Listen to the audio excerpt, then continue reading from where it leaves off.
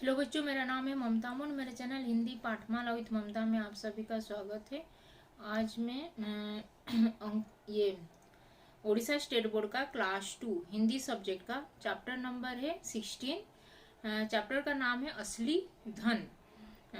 Page number है 83। इसका आज मैं एक्सप्लेनेशन करूंगी। अगर फर्स्ट टाइम इस चैनल में आए हो तो हिंदी पाठमाला विद ममता चैनल को सब्सक्राइब कर देना और इस वीडियो को भी लाइक और शेयर कर देना। तो चलो स्टार्ट करते हैं। असली धन मतलब रियल मनी, रियल वेल्थ। इस चित्र को देखो, यहाँ पे एक चित्र दिया गया है। अब मेरे पास इसका हार्ड कॉपी टेक्स्ट बुक नहीं है तो मैं इसको ई बुक पीडीएफ से पढ़ा रही हूँ।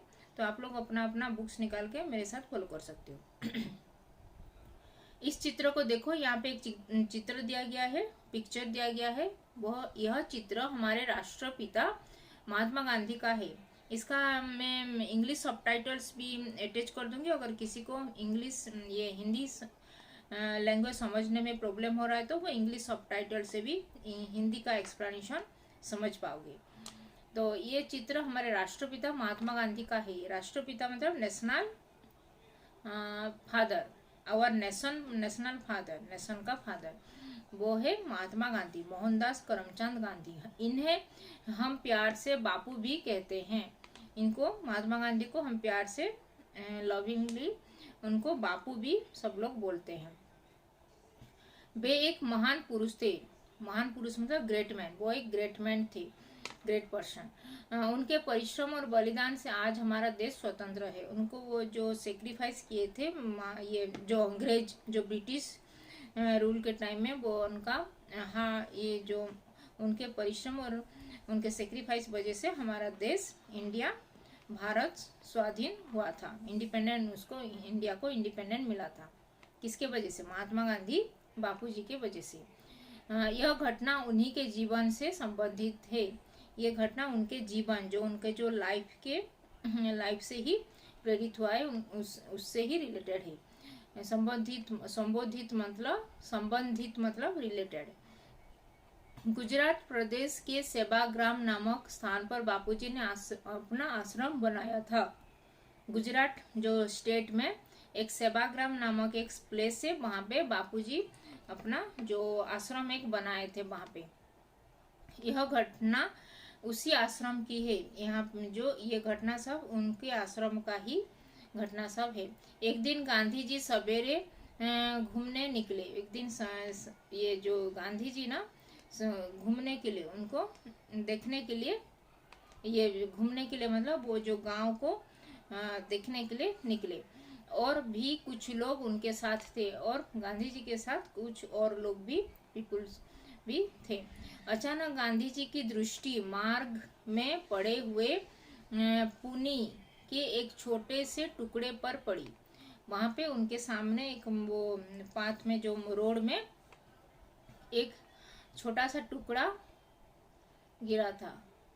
पुनी का एक छोटा सा टुकड़ा। पुनी मतलब भुनी हुई की बाती, जो सूत काटने के लिए। ओके, भुनी हुई की बाती, सूत काटने के लिए, सूत काटने के लिए जाती है। जो अरख, जो थ्रेड काटने के लिए यूज होता है, वो उसकी टुकड़े वहां पे गिरा था। उन्होंने साथ में चल रही एक बहन को उसे उठा लेने का संकेत दिया। तो उनके साथ एक बहन, मतलब उनके सेवा केंद्र के एक लेडीज ने वहां पे भी उनके साथ जा रहे थे।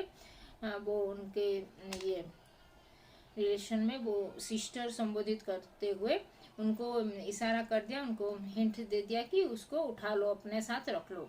उस बहन ने उसे उठा लिया। वो जो नीचे गिरा था, एक ये सूत काटने के लिए, जो थ्रेड काटने के लिए जो होता है।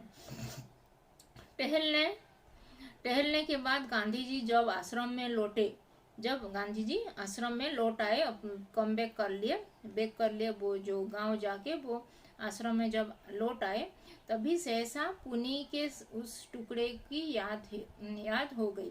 फिर जो गिरा था वो उनके जो रास्ते में, उसकी याद आ गई कि मुझे वो मिला था, मैं वो जो लेडीज को मैं उठाने के लिए बोला था बोल के।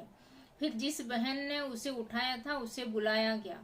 फिर जो लेडी जो लेडी उसको उठाया था, वो जो थ्रेड काटने के लिए, पुनी काटने के लिए, उसको वो गांधी जी ने बुलाए। पुनी के जिस टुकड़े को तुमने उठाया था उसे ले आओ। फिर वो जो ये जो उठा वहां पे जो गिरा था उसको तुम उठाए थे उसको ले आओ बोल के वो लेडीज को वो गांधी जी बोले। फिर वह बहन यह सुनकर हैरान होगी, वो भी ये जो डर गई कि ये क्या बोल रहे हैं, मुझे हैरानी से देखी। बोली, बापू मैंने तो यह सोचकर कि मार्ग में कचरा पड़ा है उसे उठाकर कूड़ेदान में डाल दिया। फिर वो बोली कि ये बापूजी, तो मैं तो उसको एक कचरा समझ के रास्ते में गिरा है बोल के उसको कूड़ेदान मतलब वो डस्टबिन में उसको फेंक दिया बोल के। गांधी जी की त्योरियां चढ़ गई। उन्होंने पूछा, यदि वहां पैसा पड़ा होता तो क्या तुम उसे उठाकर कचरे में डाला थी? फिर वो गांधी जी भी थोड़ा ये गुस्सा हो गए, थोड़ा मतलब ये गुस्सा करके उनको वो लेडीज को बोले कि वो जो उनके बहन संबोधित कर रहे थे वो लेडी को, कि बोले कि अगर यहाँ पे जो रास्ते में अगर पैसा मतलब मनी गिरा होता, तो पैसा नोट गिरा होता, तो तुम क्या उसको भी डस्टबिन कचरे समझकर उसको भी कूड़ेदान में डस्टबिन में फेंकाते बोल के पूछे उसको। गांधी जी फिर उसने उत्तर दिया नहीं। फिर वो लेडी उनको बोली कि नहीं मैंने ऐसे नहीं करती बोल के। तब गांधी जी ने कहा वह भी पैसा ही था। वो फिर गांधी जी वो लेडी को बोले कि वो भी मनी ही था। असली धन क्या है यह तुम्हें आश्रम में रहकर पहचानना चाहिए। असली धन मतलब रियल वेल्थ क्या है बोल के तुम आश्रम में रहती हो फिर भी तुमको पता नहीं कि असली धन क्या होता है बोल के उसको बोले। जिसने उस पुनी को बिना पूरा काते छोड़ा उसने तो धन फेंका ही। जो उसको बिना कंप्लीट करके वो पुनी का जो ये कटने के लिए जो सूत काटने के लिए जो होता है उसको कपड़ा काटने के लिए जो थ्रेड काटने के लिए जो होता है उसको जो आधा अधूरा छोड़ दिया है वो ही धन वो भी ये जो धन ही फेंक दिया है उसने।